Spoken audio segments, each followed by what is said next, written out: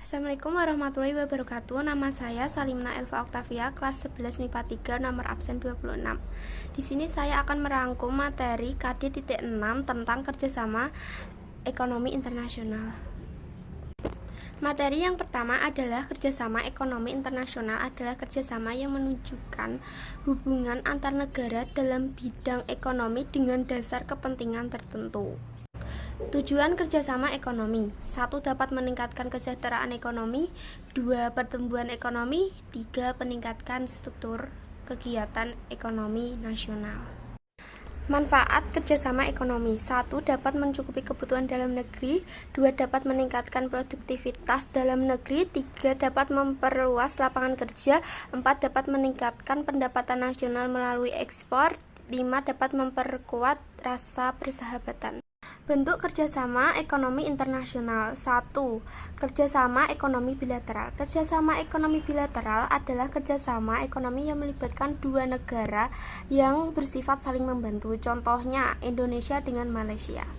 2. Kerjasama ekonomi regional. Kerjasama ekonomi regional adalah kerjasama ekonomi di antara beberapa negara yang berada di kawasan tertentu. Contohnya ASEAN.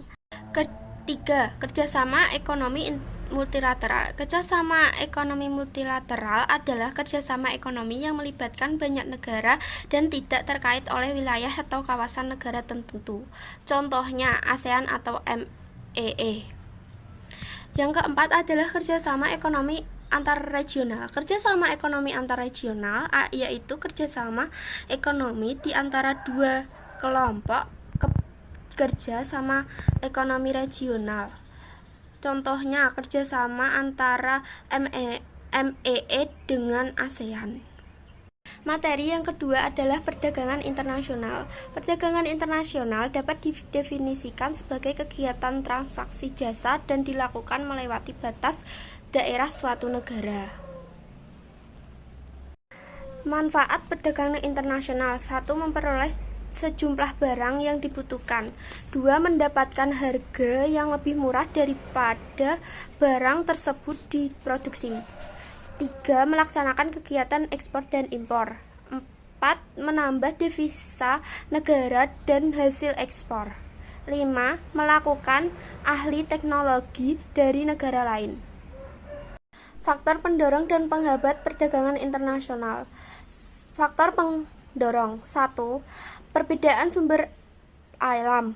2. Perbedaan faktor produksi. 3. Kondisi ekonomis yang berbeda. 4. Tidak semua negara dapat memproduksi sumber sendiri suatu barang. Faktor penghambat perdagangan internasional: 1. Perbedaan mata uang antar negara. 2. Kualitas sumber daya yang rendah. 3. Pembayaran antar negara sulit dan risikonya besar. 4. Adanya kebijakan impor dari suatu negara. 5. Terjadinya perang. Yang terakhir adalah materi neraca pembayaran.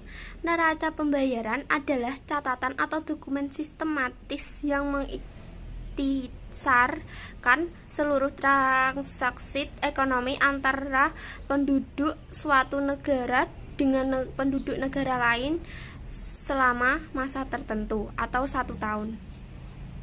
Neraca pembayaran bisa dilakukan dengan transaksi debit dan transaksi kredit. Yang terakhir adalah materi neraca pembayaran.